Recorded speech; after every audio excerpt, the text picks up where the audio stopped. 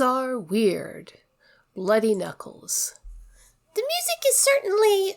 First cousin paused and considered how to describe the sounds blasting out from the speakers of the transport. Upbeat, she finally concluded. For several moments, the only sound she got in reply was a meaty smack of second brother's broad fingers against the control console surface. Nothing like some of Pappy's old salsa beats to keep the blood flowing on a cold day, second brother said with a laugh as he began to alternate beating the console with what humans called the snapping their fingers gesture. First cousin tilted her head to regard the massive human speculatively. She had long ago learned to ignore the horrific sound caused by humans rubbing their finger membranes together with such violence, and easily focused on what second brother was saying instead. She had heard from her more medical cousins that mammals did up and down regulate their blood flow quite a bit more than would be healthy for a Shatar. It was one of the many physiological factors that made them such fantastic assets when it came to gardening and harvesting the bounty of the system. Still, she wondered how they could maintain any trace of mental stability if their cardiovascular system could really be manipulated by the mere rhythm of a song. "What are you looking at me like that for?" second brother said, glancing at her with eyes the color of rich soil. She pondered a moment over how something so disturbingly alien could be so beautiful, then set the thought firmly in its own row. Rather than translating her thoughts, she lowered her voice and spoke to him in modified mother. Second brother tilted his head to the side and listened carefully, his nostrils flaring as if he could catch the scent of her words. She found herself thankful anew that her coworker at least comprehended mother fluently. She couldn't imagine articulating such thoughts in the flat mammalian language. "Well," he replied slowly as he seemed to come to a conclusion about her questions, "there is something about what you say. The beat, especially if it's produced with the low tones, really does affect us physically. I know that some tribes use drums to stir up the bloodlust before battle, but how much was the drums and how much came from participating in the ritual, I don't know. Then again, every other generation or so, there seems to be a scare about how the new music is stimulating the younger generation too much or weirdly, and then it turns out, once the egg's heads had harvested all the data, that no such thing is happening. Maybe it is just that guys like me get used to working faster with music, so just a Pavlovian association, maybe?" He rotated his head in a rough approximation of the Shatar gesture for uncertain conclusion, and first cousin gave a click of acceptance. Their transport gave a jolt as the wheels passed over another pothole, and first cousin pulled out her notebook to record the coordinates to report to the repaired drone system. Second brother fell silent while she did this. When she signaled she was finished, the mammal heaved a massive sigh and tilted his head to indicate the sunbeams streaming down through the clouds and scattering through the surface of the glacial river. "That's something," he murmured. "That's something. Really, yeah?" "It is a terrifying beauty," first cousin said in a somber tone. "Lifeless power, scattered frozen mandibles of death. The ambient temperature alone could damage even the strongest membranes." Second brother angled his eyes at her, and the small muscles in his face contorted his visage into asymmetry. "The cold ain't so bad. We get some life out of it," he said. "That's why we're out here, after all." First cousin spread her antenna in a gesture of dismissal. "This planet is," she paused and mulled over her words, "a death trap. Nearly sterile, entirely wild. Were it not for the super nutrients harvested by the Eldward Silitii and Drillist, we would never consider stinging even these partial gardens. I can find no beauty in such sterility." Second brother glanced at her speculatively. "Do you think diamonds are pretty?" he asked suddenly.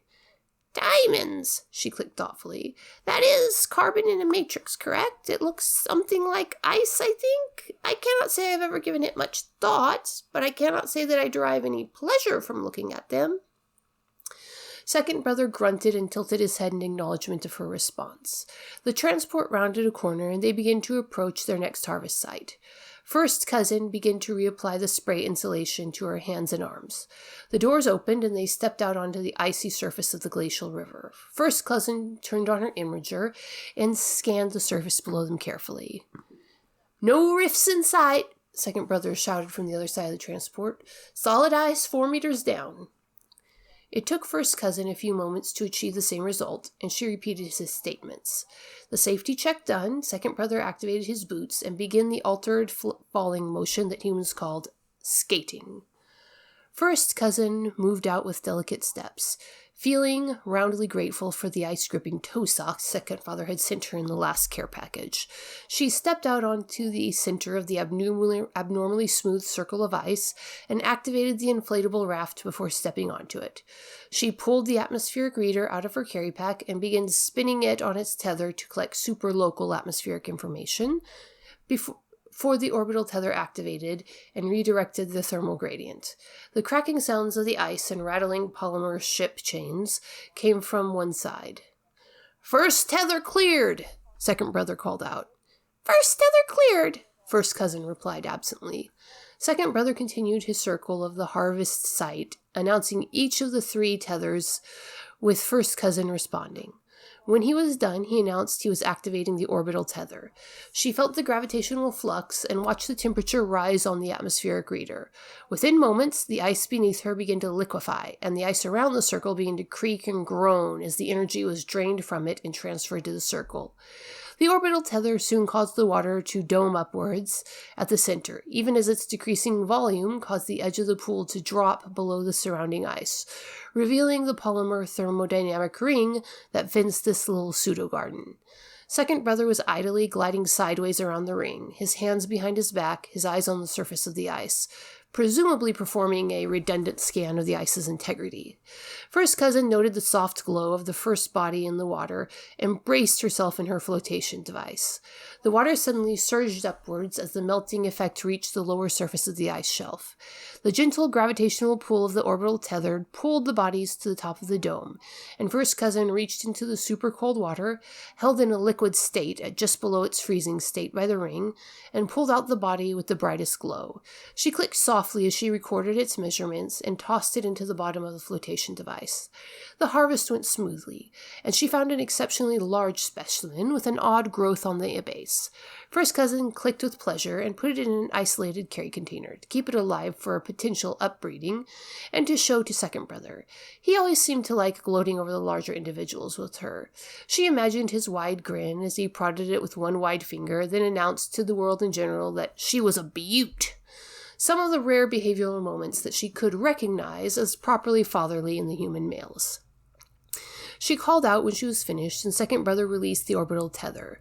Slowly, gradually, the manipulated gravity disengaged as the ring bled the heat energy out of the liquid water on the level of the base ice shelf, forming a thin layer to catch the gently falling organisms.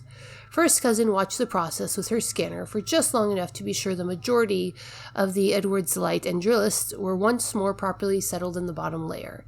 Technically, they could burrow through the entire thickness of ice if they were too high when it froze, or swim back up if they dropped too far. But when working with species pre-domestication, it was never good to stress them if you could prevent it. "Population resettled," she called out. "Resecuring tethers," second brother responded. He had completing that task and was waiting by the side of the rapidly and evenly freezing pool to help her from one of the ice surfaces to another.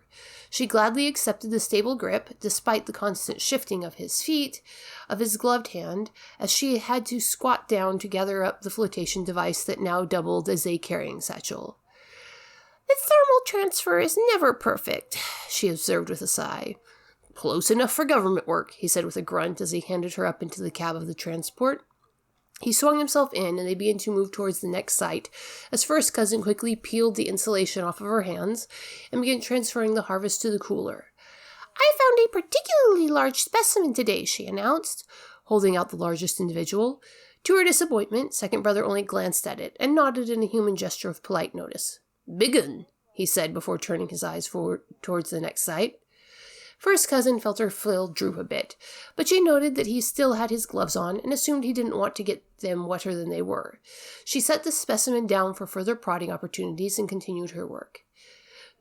She was just tossing a rather small specimen into the cooler when the wet carry case emitted a hissing noise and partially inflated. First cousin clicked in annoyance. "Second brother, calibrate the inflation rate again, please," she requested. "It'll be fine," second brother said, shifting his gloved hands uneasily. First cousin nearly dropped the specimen she was holding in shock. Second brother had never refused the task in her memory. Still, he was a second brother. She put a firm note in her voice. It is preventing me from finishing my task, and I don't have the digital strength to calibrate it myself, she said. Unless you want these creatures flopping around the cab for the rest of the drive, you need to recalibrate the inflation. I'll get around to it, the human said, glancing to the side in a blatant attempt to avoid her gaze. I haven't taken off my gloves yet. First cousin realized that it was a very guilty human gesture, and something stirred uneasily in her memory. She didn't remember seeing second brother put his gloves on before they left the site. Second brother Hernandez, she said, working to summon the voice of her first sister. Why haven't you taken your gloves off yet? Second brother squirmed in his seat. Some brotherly reactions were universal, after all. Promise you won't freak out, he said, apparently of his reflection in the window. Why do you think I would? She rejoined. You always freak out when this happens, he muttered, and it's really no big deal for a human. Second brother? First cousin summoned third aunt's voice now. Take off your gloves. Second brother growled in protest, but slowly peeled off his gloves. You promised you wouldn't freak out, second brother pointed out. First cousin stared in horror at the smears and chunks, solid chunks, of rusty red blood that covered his hands. It looks worse than it is, second brother was saying.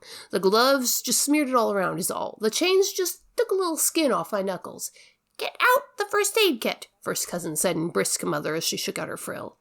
Now that my gloves are off, I'll just calibrate, second brother stated, reaching for the partly inflated case. First aid kit, first cousin snapped. Now! She pondered, pointing out that she had not, in fact, promised she wouldn't freak out, but decided against it. Humans Are Weird, I Did the Math, available on Indiegogo, February and March of 2026. If you want more absurd humans and befuddled aliens, get your copy now!